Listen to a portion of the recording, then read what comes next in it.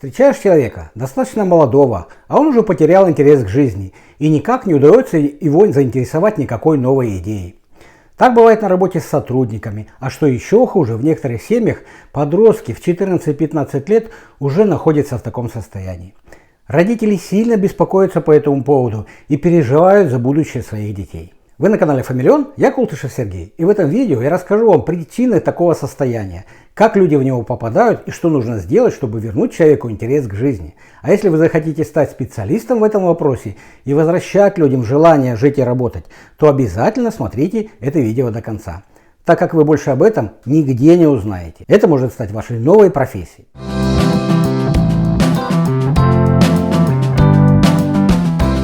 Давайте перейдем сразу к делу и разберем, какие важные факторы влияют на человека и что с ним происходит, когда эти факторы находятся в плачевном состоянии. Существует 4 главных фактора, которые позволяют человеку жить интересной и полноценной жизнью.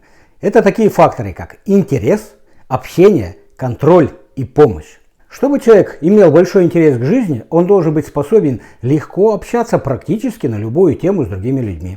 Ведь когда человек ограничивает свое общение, то сужается его область знаний и, соответственно, область интересов. Он должен уметь хорошо контролировать свои действия и действия других людей. Ведь от этого зависит результат и удовлетворение деятельностью. Человек должен быть способен оказать другим людям помощь и хотеть получать помощь от других людей, так как человек – существо социальное, да и от жизни можно получить гораздо больше, сотрудничая с другими людьми. Однако вы наверняка встречали людей, которые избегают обсуждения каких-либо вопросов, порой даже самых обыденных, и, конечно, такие люди не могут признавать своих ошибок или неправильных поступков. Это снижает их интерес. Также интерес у человека пропадает, когда он терпит неудачу, пытаясь кому-то помочь. С другой стороны, безрассудный интерес тоже приводит к тому, что человек совершает много необдуманных поступков, которые приносят неприятности, что также сильно снижает интерес к жизни. Избегать общения люди также начинают, когда у них появляются проблемы с контролем, то есть когда они не могут что-либо выполнить до конца и добиться нужного результата. Им не очень хочется об этом говорить, и они не хотят признаваться в своих ошибках, и, конечно, не хотят, чтобы кто-то другой за ними при этом наблюдал или их контролировал. Также, когда кто-то пытается навязчиво контролировать человека, ему это тоже не нравится, ему становится некомфортно от этого, и что в свою очередь тоже приводит к неудачам и снижению интереса. С другой стороны, когда у человека появляются проблемы с контролем своих действий или других людей, это происходит тогда, когда они сами не могут что-то сделать и при этом отказываются от чьей-либо помощи. В этом случае появляется настоящая проблема для человека. Приведение в порядок этих 4 факторов творит чудеса с людьми. Они начинают активно действовать и получать замечательные результаты, а главное, приобретают в жизни много друзей. Давайте разберем на примере ребенка, как человек попадает в такие неприятности, через какие состояния ему приходится проходить и что с ним при этом происходит. Когда ребенок рождается, немного подрастает, он начинает ползать и особенно ходить, и у него есть огромный интерес к жизни. Он хочет все узнать, все попробовать на вкус. Ему все интересно в этом мире, и он старается понять и все изучить. Однако родители, умудренные жизненным опытом, не всегда разделяют такой его энтузиазм, так как они за него переживают, боятся, что он может пораниться, чем-то заразиться, попасть в какие-то неприятности или просто испачкает или испортит свою новенькую одежду. Ребенок ползает по всей квартире, залезает в разные места, и, конечно, на него может что-то либо упасть, либо его может даже ударить током. А на улице ему обязательно нужно пройти по луже, проверить, на что годны его новые ботиночки, поднять грязную бумажку, ведь он хорошо знает, что ей там не место, и она должна лежать в каком-то мусорном ведре. Родители, наблюдая такую картину, начинают его останавливать и ограничивать в его действиях. Но несмотря на то, что родители хотят его оградить от неприятностей и разного рода приключений, он продолжает интересоваться всем вокруг и начинает расспрашивать родителей о том, что это такое, и рассказывать о том, что он сам успел узнать. Родители же, в свою очередь, продолжают очень плотно его опекать и давать ему ценные советы, что можно делать, а что нельзя. Но порой они просто пытаются его напугать, чтобы он не лез в те места, которые им кажутся опасными или неприятными. Их можно тоже понять, ведь они постоянно чем-то заняты, ведь у них не хватает времени и внимания для того, чтобы полноценно присматривать за ребенком. В нашем обществе принято делать много дел одновременно, и от этого у нас не получается действовать по-настоящему эффективно и доводить начатые дела до конца. Если мы рассмотрим в качестве примера воспитания японских детей, то они практически ни с чем их не ограничивают до 5 лет, предоставляя большую свободу действий. Ну, конечно, заранее предусматривая исключение по-настоящему опасных ситуаций. Однако интерес в жизни у ребенка от этого не пропадает, и он продолжает изучать окружающий его мир,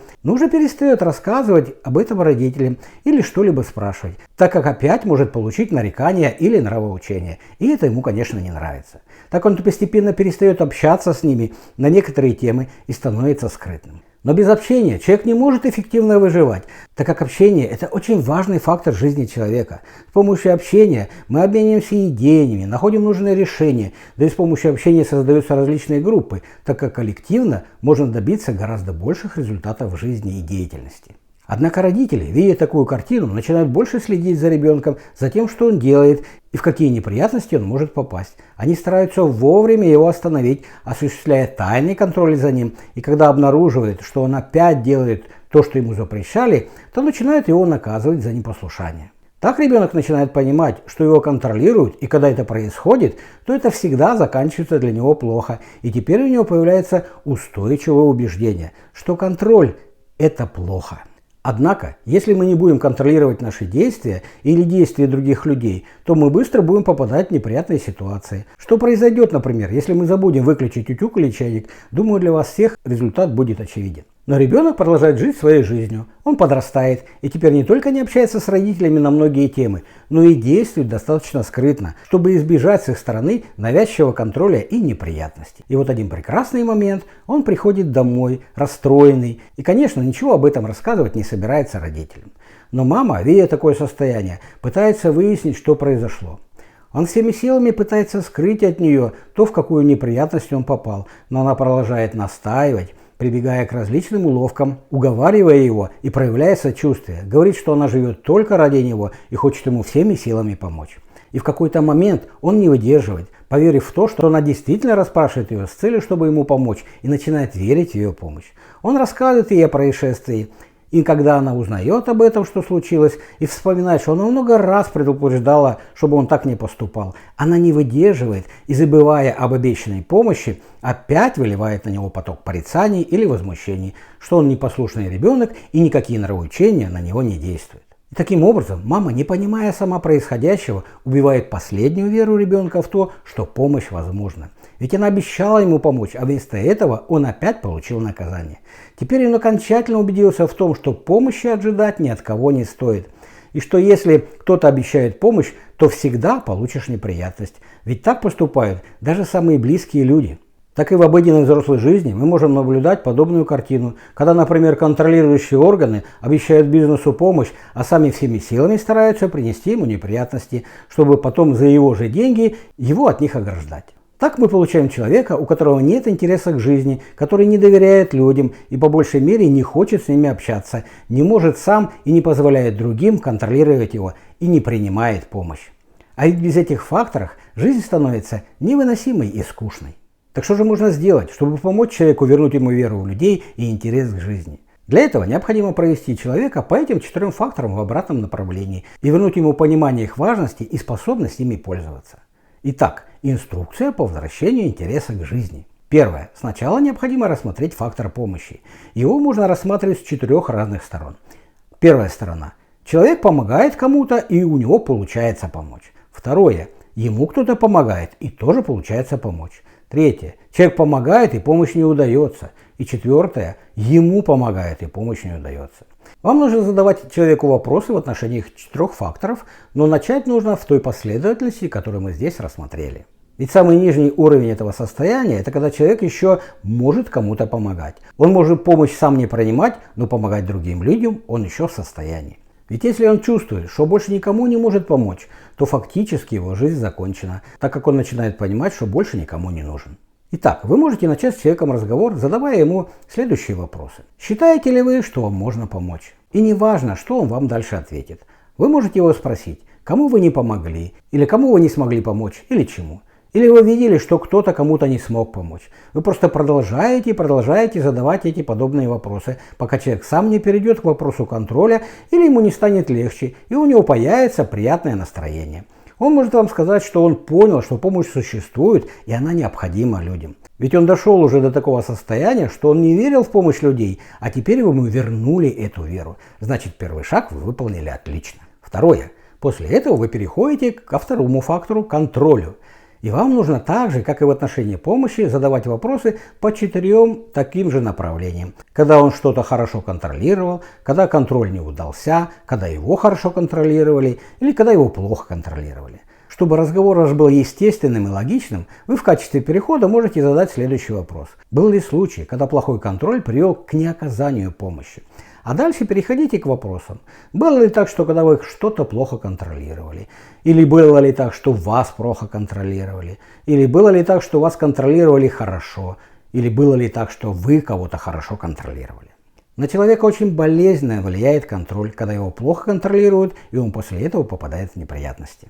Вы также задаете эти вопросы снова и снова, пока у него не изменится отношение к контролю, и при этом он достаточно легко начнет вам отвечать на эти вопросы. После этого, чтобы убедиться, что с контролем все в порядке, вы можете его просто спросить, как ты теперь относишься к контролю.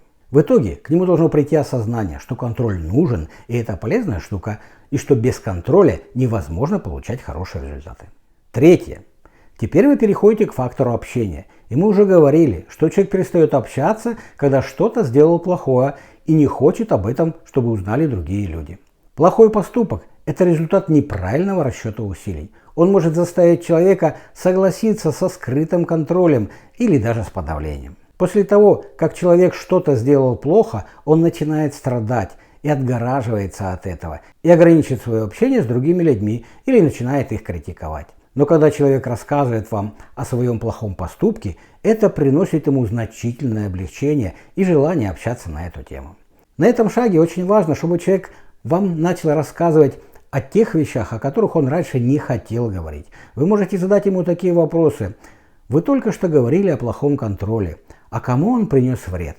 Или другой вопрос. Есть ли область, которая вас сильно расстраивает, и что вы при этом там сделали неправильно? Или совершал ли ты поступки, которыми ты не гордишься и не хочешь об этом рассказывать? Или если он скажет, что он ничего плохого не совершал, то вы можете задать ему простой вопрос. Не будешь ли ты утверждать, что за всю жизнь не сделал ничего плохого, в отличие от других людей?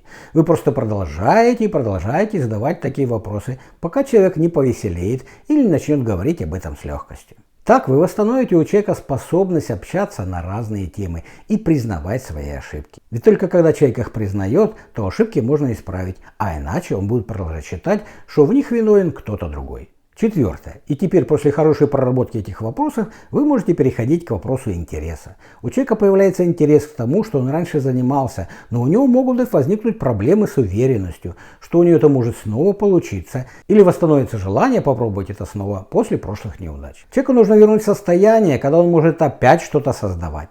Здесь могут подойти следующие вопросы. Чему в своих действиях ты можешь полностью доверять? Или найдите повод не создавать.